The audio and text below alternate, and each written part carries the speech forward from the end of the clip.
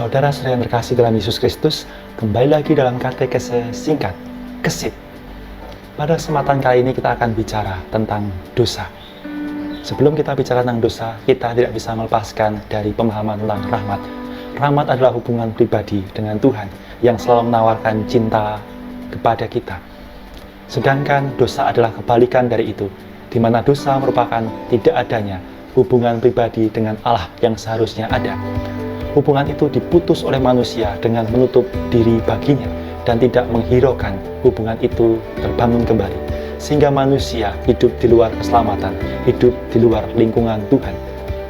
Sebenarnya dosa bisa kita bedakan menjadi dua, dosa prapribadi atau dosa asal, dan yang kedua dosa pribadi.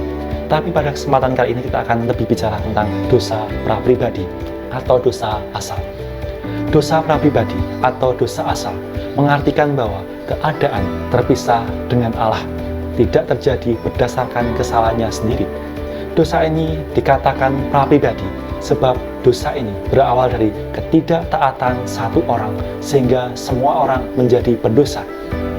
Dosa Adam membuat segala keturunannya menjadi celaka sebab Allah telah menentukan Adam sebagai bapa bangsa manusia.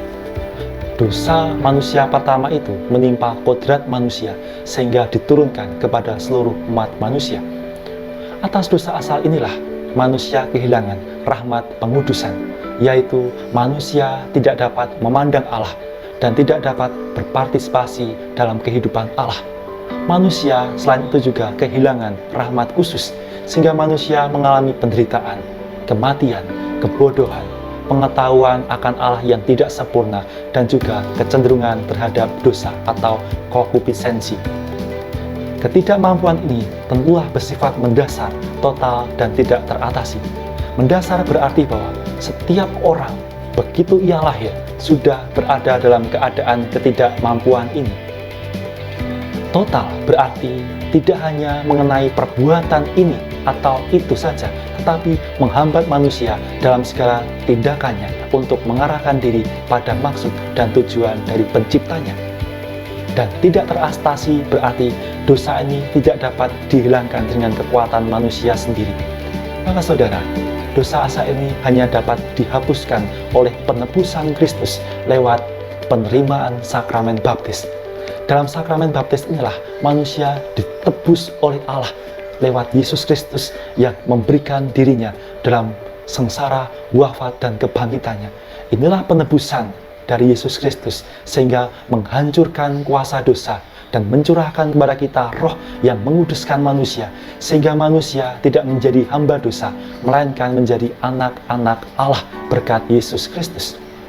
Walaupun dosa asal ini sudah dihapus dalam pembaptisan, namun saudara, kecenderungan atau konkupisenssi terhadap segala dosa tetap ada. Kecenderungan terhadap dosa ini bukanlah dosa.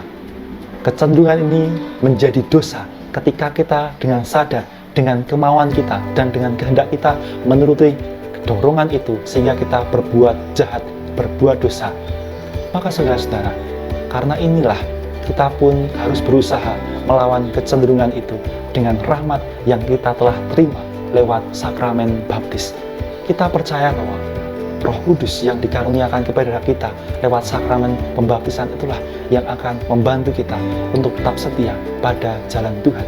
Maka saudara, marilah kita semakin bertekun dalam jalan Tuhan, sebab Roh Allah tinggal dalam hidup kita. Roh Allah, Roh Kudus itu tercurah bagi kita sehingga memampukan kita untuk menerima rahmat-Nya dan memampukan kita untuk tetap berada dalam jalan kasih-Nya.